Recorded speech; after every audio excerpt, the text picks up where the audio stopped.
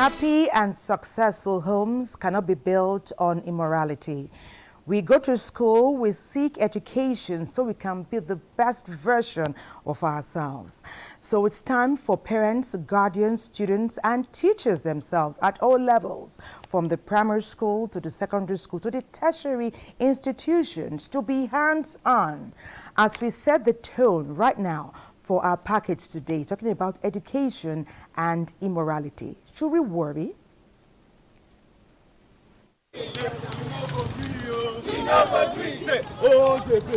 What happens when a line is crossed? When ethics and integrity disappear? What happens when a public official diverts funds away from schools for his or her own use? When textbooks and instructional materials meant to be free are sold on the streets? When students are victimized by lecturers for their selfish interests? When illegal fees are collected from parents? When a teacher is still on payroll but has not shown up for weeks and months? When students cheat, or when examiners accept bribe to influence results? When fraudulent contracts are made for suppliers and learning materials never reach students? When students are able to purchase fake degrees? When the line is crossed, this is corruption.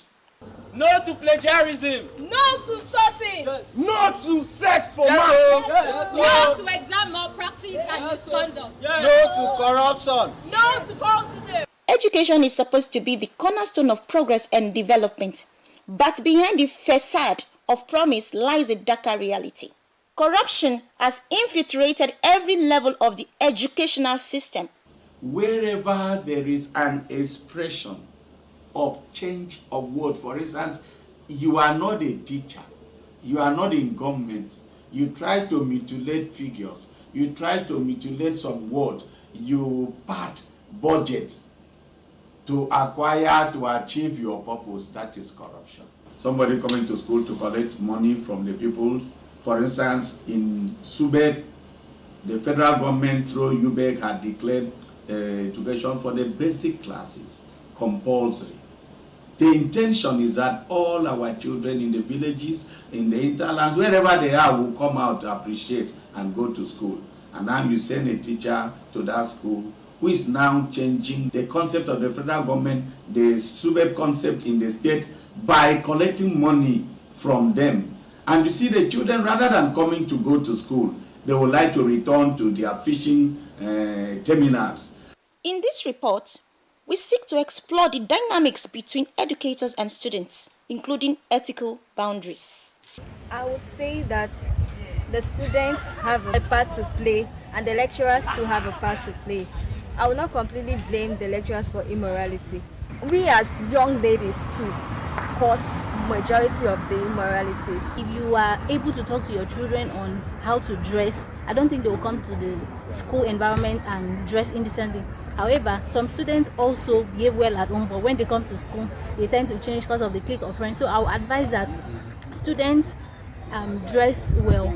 Teachers have done so much by molding these children and helping them.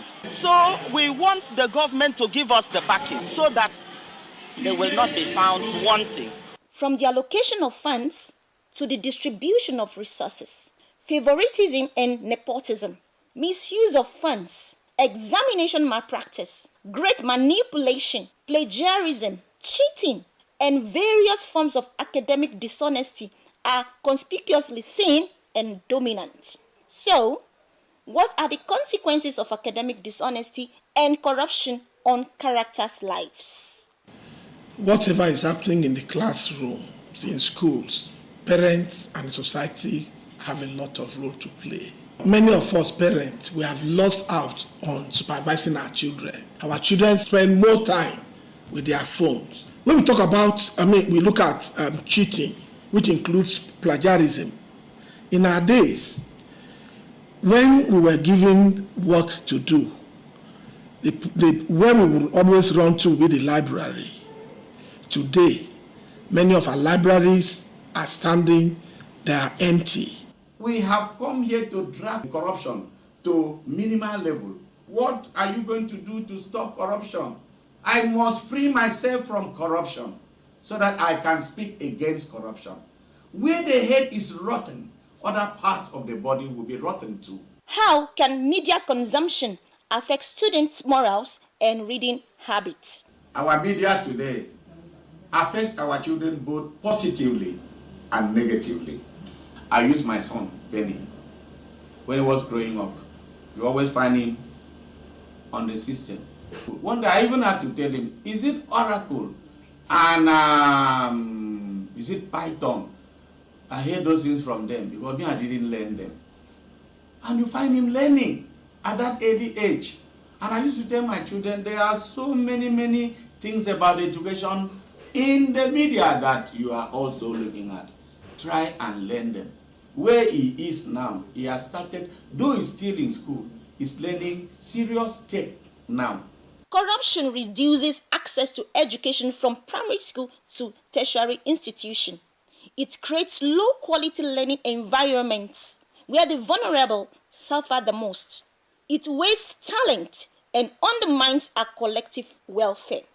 So, together, let's stand up against corruption in education.